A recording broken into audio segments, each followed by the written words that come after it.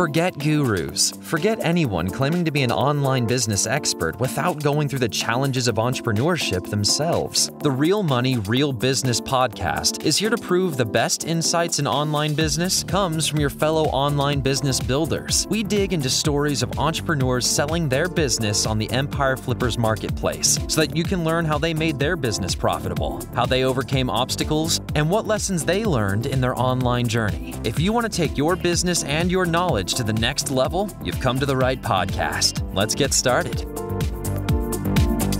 Hey everyone, welcome to the Real Money, Real Business podcast. I'm Lauren, and today we have Michael on the show who's selling a print-on-demand and e-commerce business on the Empire Flippers marketplace. Hey Michael, welcome to the show. How are you doing today? Hi Lauren, I'm good, thank you. Wonderful. Thank you so much for taking the time to be on the show. I'm sure the listeners can't wait to hear more about your business. But before we dive in, I'm going to give them a brief summary of the business so they have a better idea of what we're talking about. Okay, good. As I mentioned, this is a print-on-demand and e-commerce business. It was created in May 2020, and it's in the apparel and accessories, home, kitchenware, and occasions and gifts niches. The average revenue for the business is $55,001 per month, and it makes an average of $12,978 per month in net profit. The assets included with the business are a domain and all site content and files, contractor relationships, supplier relationships, a Shopify account, Facebook, Instagram, TikTok, and YouTube social media accounts, trademarks, and an email list. For everyone listening, you can visit empireflippers.com/marketplace and search for listing number 65592 to learn more about this business. Or you can unlock this listing to start your due diligence if you're interested in purchasing this asset. So now that we have that out of the way, let's hear more from the seller. Michael, can you fill us in on your background in starting and running online businesses? Yeah, sure. It goes a long way back. I must be one of the oldest digital nomads in town. It was about over 20 years ago, actually. I started doing SEO for my own. I ran a helicopter company with a friend of mine. In those days, e-com referred to any business that was done online. So I started doing our SEO, and I was surprised and pleased with the way I could see the potential in being able to market online and being able to sell online as well. So I used throughout my professional business career, used online mediums to advertise, so digital marketing. But about 6 years ago, I transitioned to fully run a proper e-com business like this one. Yeah, that's great. It's fantastic that you were able to get into the e-commerce game so early. I think that's definitely given you a big advantage.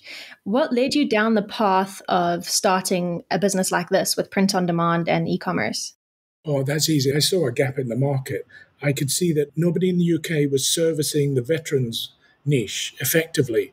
There were a couple of people around, but they were either pumping lots of money into it and doing it badly, or they were just running the business badly. So I said, right, that's where we're going to go. Yeah, that's great. And have you been on the Shopify platform since inception, or was that something you transitioned to? No, I went straight into Shopify. Somebody introduced me to Shopify 6 years ago, and I could see just how wonderful it was, and it's very well managed and directed. So we've never had a problem with Shopify. It's been great. Yeah, I do think it's the perfect platform for this business. As you say, you identified a gap in the market. The business has been extremely successful. What are the reasons you've decided to sell the business now? Well, I'm 60 years old, and I had a stroke about 3 months ago. Luckily, if there's such a thing, a minor stroke, but I'm definitely taking a bit of a kick up the bottom to retire properly because I'm a bit obsessive about work, so I need to stop. Yeah, it's great that you're in a position where you do have a business to sell to help you to retire. So that's fantastic. Looking back over your journey with this business, what would you say was your biggest win or success that you've had since starting the business? Well, actually, there's no one particular thing that stands out more than anything else, but some of the bigger mileposts that we reached through running of the business kind of made me feel absolutely wonderful about the whole thing. And the first one was having our first ever $15,000 revenue day, and that was in September of this year, and it just blew me away. In 24 hours, we could sell $15,000 worth of apparel and things. The other one was seeing the email platform revenue generated from Klaviyo rising above 30%. And to me, that was easy money. It was not relying on Facebook or anything else, paid ads and things, and providing Klaviyo was run well, which we were doing, we were getting 30% almost free income from that, which was great, all from the automated flows and things. So that was another great milestone.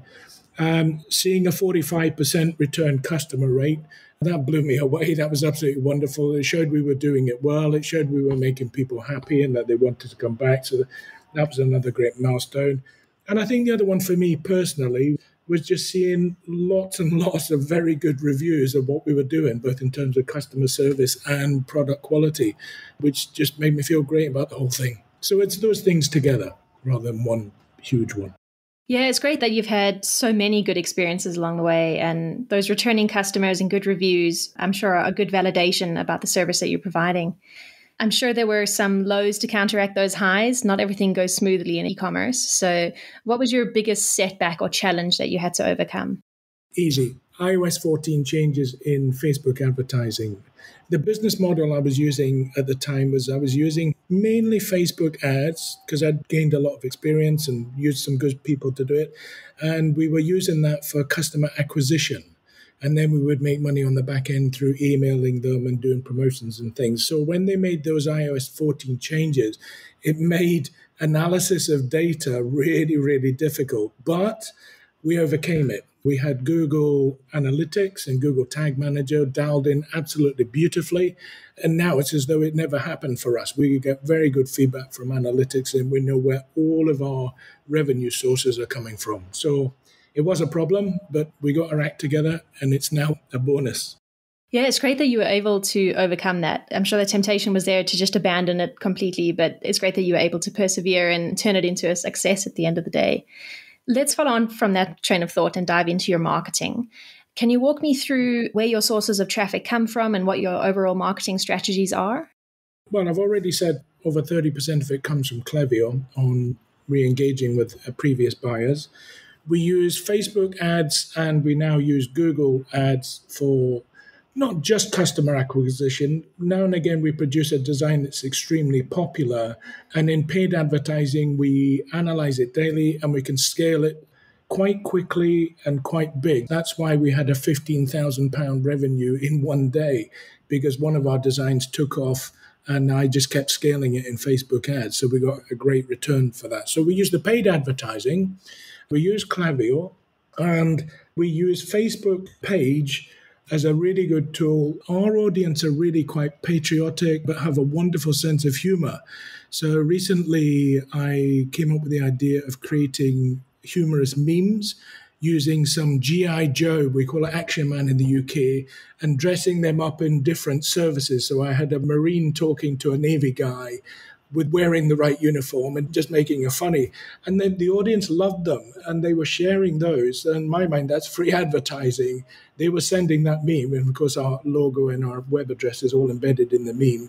And people were sharing it. So we're getting new customers, new followers, and of course, getting sales from that as well. So we're doing all of those. We tried TikTok and YouTube, but our audience is slightly older and TikTok doesn't really resonate for them at all. But so we gave it a try and back from it again. So that's the main ones that we use. Oh, I'm so sorry. SEO is the other one. We've slowly plodded away at SEO over the past 2.5 years. And now we've got some number one listings for some really good keywords like Veterans Gift. We're number one on Google, which is absolutely superb. So revenue's coming in from that. And of course, direct referrals as well. People are referring us to other friends and colleagues that they know will like us. Sorry, that's me done on those. Yeah, I just think it's fantastic that you were able to be so creative and come up with the memes as another way to drive traffic. I think that's fantastic. It's good fun too. Yeah. Yeah, I'm sure. What do you see as the major opportunities for growth with this business? Oh, that's cracking. And I am genuinely sad that I am going to have to move on because we always had plans to do more. But that's fine. It is what it is. But whoever takes it on has got some wonderful opportunities. The first one that we'd analyze, and we would have done this, I say we, me and my young son who helps me a little bit. These are the things that we were envisaging doing over the next year and the next 2 years. One is to go global. So at the moment, we're targeted towards British veterans, but military veterans share some common traits. They have that same patriotism. They have a good sense of humor. and they're very proud about what they do. And it's easy to tap into those emotions so you can then target veterans from those different countries. And of course, the first one in my mind would be the USA because it's so big. I mean, there are some providers out there, but there's lots of hairdressers around, and it wouldn't worry me for us to go up against them. So that's a huge market to be able to go into the USA. The second one is that the audience that we target, currently military veterans, it's very easy to widen that and go onto a shoulder niche of first responders. Because first responders, same, good sense of humor, very patriotic and very proud of what they do, so that you can tap into those emotions with designs. Another great opportunity, it's something I was avoiding for a while and until Amazon got their platform sorted out in my mind, and which they now have. So we were going to look at doing existing products on Amazon and Etsy. And there are a couple more. These are in no particular order, by the way. Any one of those would be massive. The other one is we've got, goodness, over 600 unique original designs created by us. And we have those on T-shirts, hoodies, and sweatshirts. And we've had lots of requests over the past 2 years. Veterans love polo shirts, as we call them in the UK. I'm not sure what they call them in the US. So the next step was to use the existing design, so there's no creative costs, and have those done embroidered on or printed onto polo shirts. And that would be massive. And the other request we've had from customers is sportswear. So go global, widen the niche, go to Amazon and Etsy, and finally to do polo shirts and perhaps sportswear as well. Yeah, it certainly sounds like there's some great opportunities that buyers can take advantage there. And as you say, they're all massive opportunities, large potential for growth there. Let's have a look at your supply chain now. How many suppliers do you have and where are they based? Just one. And they're based in the north of England, which traditionally in England is going back decades. That's where printing and clothing manufacture has been done historically. So it's a very rich area for that. We used a previous supplier who pushed up COGS too much for us to be able to deal with them. And then we found these guys. And I'm ever so glad we did, because they give us a much better price point on COGS. Their quality is superb. They're cheaper. Their production times are great. And their reliability is absolutely superb.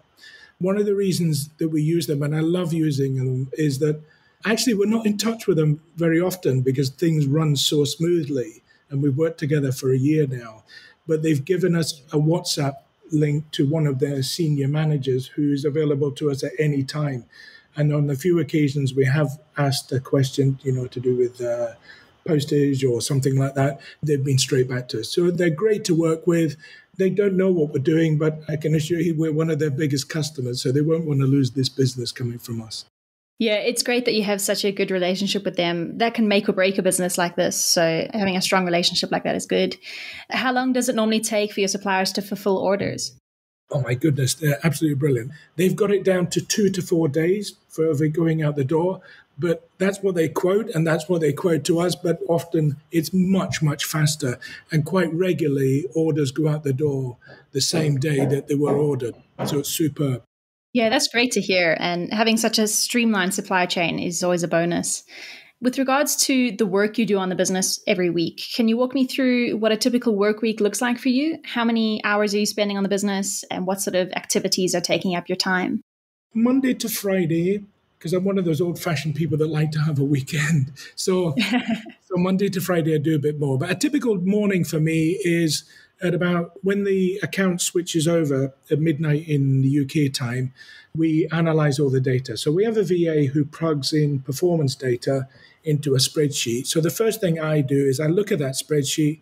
I spend about 10 minutes analyzing that data, and then I will adjust our paid ads, scaling up or cutting back on the budget as necessary. So it's just a quick 10 minutes. We got very, very efficient at doing that. And of course, all the data we get from Google Analytics, we're able very quickly to figure out whether or not our paid advertising is working. So that's about 10 minutes.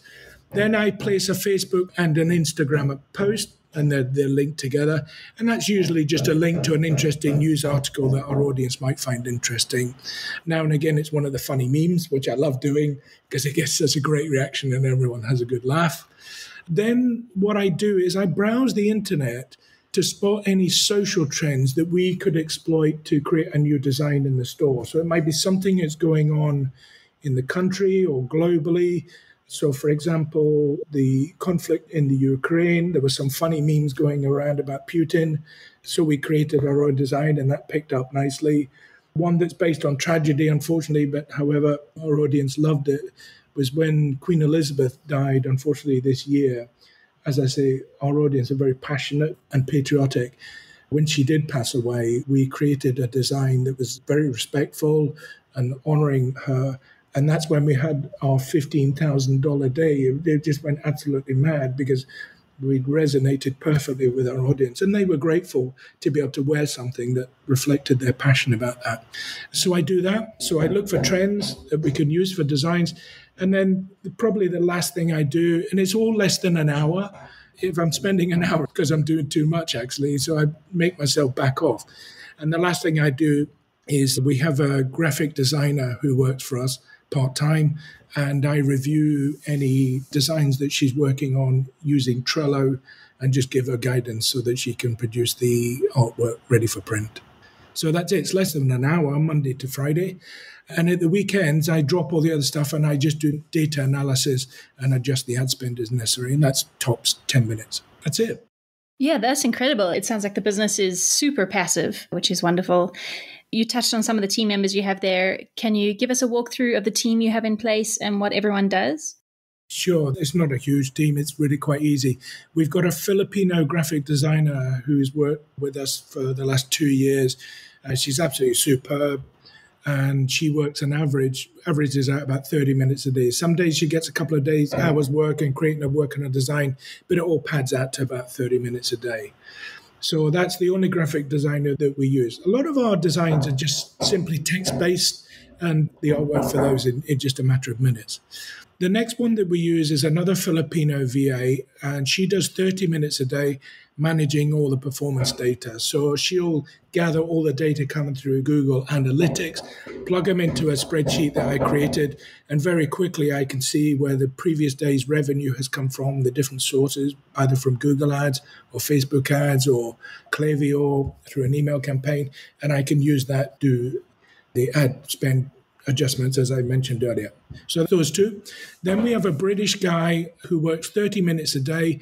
He's a taxi driver, but when he's got a spare moment on his phone, he simply logs into our social media accounts and looks for any posts of unhappy customers, and he feeds those through to our customer services using Slack. And the other thing he'll do is he'll hide any nasty comments or somebody that's gone a bit crazy. So he manages social media 30 minutes a day. And the last one we use in the team is a British lady. She does 2 to 3 hours a day, depending on how much sales we've done. And she manages customer services. That's taking phone calls and responding to customer emails. So it's only those four and me. And I'm sure all of those people would love to keep working in the business because they enjoy it, which is great. Yeah, that's great to hear. It certainly sounds like the business is running like a well-oiled machine, not taking up too much of anyone's time, which is really good to hear. Yeah, it's great. With that in mind, what do you think the biggest challenge will be for a buyer taking over this business? Do you know, I really can't see any, honestly. I've thought about it really quite carefully, but I've had to go. In terms of challenges, I can't see any really big ones. Almost all of the work associated is enjoyable to do. So whoever takes it over, they'll probably find themselves doing more simply because they want to. We've got SOPs, both written and video, for operational tasks. So that's easy to, that's not going to be a problem for the new owner. And because we've got our strong Klaviyo customer list of over 55,000 people, that makes us less vulnerable to paid advertising platforms like Facebook or Google changing their strategy as they've done in the past year. So there's no real challenge there. And this business model, as we've discussed, and other people will know, is so easily scalable. There's no stock control. There's nothing like that. It's printing on demand. So if you find something that's popular, you can just scale it on one of the paid advertising platforms. And the other thing that we have is that not a challenge for the new owner. We've actually got 100 designs in the can, if you like. That's 100 designs that are finished, artwork produced, and they're just waiting to be published. So when the owner does take over, there's no concern for them to start thinking up new designs. There's 100 for them that will keep them going for at least 6 months. So no big challenges. Yeah, well, I mean, I think that's what buyers want to hear. So that's wonderful. Absolutely. If the buyers do run into any challenges, how much support are you willing to offer them to help them overcome those challenges? This is my baby. I've grown with this thing and I do love it. I feel quite possessive about it, but not too possessive that I'm not going to let it go. I'm going to give the buyer as much support as they need. But to put it in writing, I'll give them 60 days free of email and phone support. So if they have a problem, if it needs to be handled urgently, they can give me a quick call. We'll link up on WhatsApp or Line or something like that. I'm not going to be working, so I'm going to be quite responsive to them. I'm also open to the idea and can discuss it with a buyer of continuing to do essential tasks for them. If they're not comfortable with writing emails to this particular audience, I'll happily continue that for a while. But after 60 days, it would need to be negotiated, so that would be a paid service.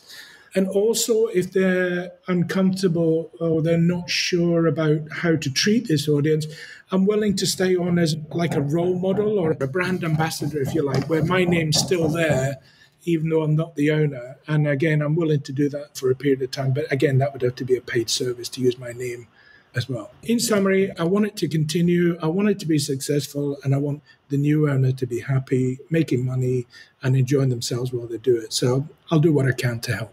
Yeah, that's wonderful. I think that support system will be a great leg up for the new buyer and really help them gain some traction with the business, which is good.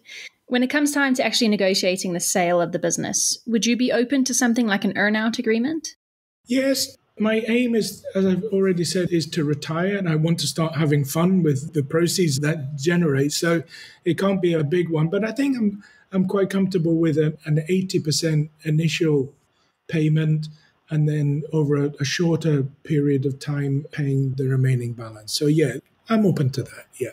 Yeah, I mean, that certainly sounds fair given what you want to do once you leave the business. Would you commit to a non-compete agreement? Yeah, no problem at all. Yeah, I'm ready to stop. Fantastic. Well, Michael, as you say, you've had a long history with e-commerce. And I'm sure there are many people listening in who think that this sounds like a wonderful business model for them. So is there any advice that you would give to people starting out in e-commerce that you wish you knew when you first started this business? Yes. There are a lot of people who profess to know a lot about e-com and will do a service for you to make your money. But my experience has been, give them a try if you wish. Actually, by doing the research yourself and doing the work yourself, I think in many cases you can do a better job than they can simply because you know your audience better. Yeah, I think that's very true. A lot of e-commerce entrepreneurs don't back themselves and they don't realize how much they actually know. So that's fantastic advice. That leads us to the final question of the interview, the one we've been building up to this whole time. So, Michael, if you had to put yourself into the shoes of a buyer, why do you think your business is a business worth buying? Well, I suppose in summary, it's a joy to run. It generally is. I love it. I enjoy it. With a loyal customer base that love what we do, it requires really very little input from any owner, and there's absolute massive room for growth. So go for it and enjoy yourself. Yeah, absolutely. I think that's a great summary of what we've discussed. It certainly sounds like there's a lot that buyers can take advantage of. And so this is definitely a good asset for them to add to their portfolio. Is there anything else that you would like to share with our listeners that I might have missed? There's one thing I've missed, actually, which I think is really quite helpful to the owner, is I authored a 5-page avatar document about a year ago, and it's still valid, which gives them a very good description of who the audience are. So again, there's no worry about not knowing who the end user is. I've laid it all out nicely for them. Yeah, wonderful. I think that combined with the SOPs will certainly help for a smooth transition and help buyers really get on their feet. Yeah, good. Wonderful. Well, Michael, thank you so much for coming onto the show and giving us some more insight into you and your business. It's certainly been a wonderful conversation, and I appreciate you taking the time out of your day. Thank you. And thank you so much for your time also. Thank you. Wonderful. All right, everyone. Thanks for listening. To learn more and see if this listing has already been sold, head over to empireflippers.com/marketplace and search for listing number 65592. If you're watching this on YouTube, click the link in the description to go straight to the listing. Once you've unlocked this listing, you'll be given everything you need to know about this business. So until next time, enjoy your digital journey.